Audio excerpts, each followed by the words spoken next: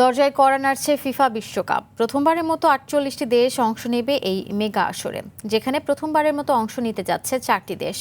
Jordan, উজবেকিস্তানের পাশাপাশি আছে 2 অপরিচিত নাম, কেপ ভার্দে ও কুরাসাও।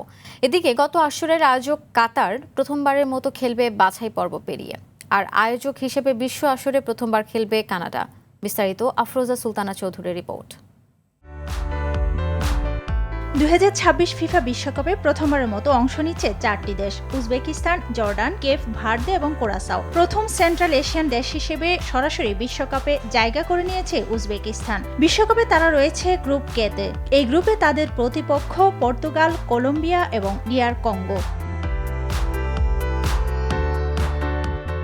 জর্ডানও এশিয়া অঞ্চল থেকে প্রথমবারের মতো বিশ্বকাপের টিকিট কেটেছে। জর্ডান খেলবে গ্রুপ জে-তে, যেখানে তারা বর্তমান চ্যাম্পিয়ন আর্জেন্টিনা ছাড়াও আলজেরিয়া এবং অস্ট্রিয়ার মুখোমুখি হবে।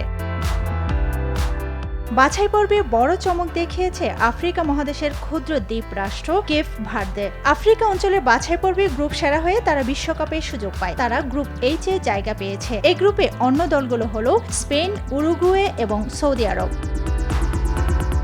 ক্যারিবীয় অঞ্চলের ছোট্ট দেশ কুরাসাও প্রথমবারের মতো পা রাখছে গ্রেটেস্ট শো অন আর্থে। তারা খেলবে গ্রুপ ই-তে, যেখানে প্রতিপক্ষ হিসেবে থাকছে শক্তিশালী জার্মানি, ইকুয়েডর এবং ivory coast.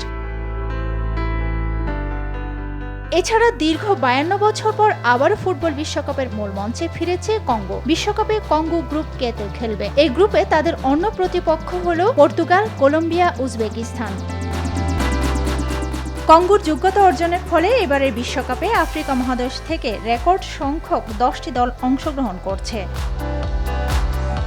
Afroza Sultana Chowdhury, RTV।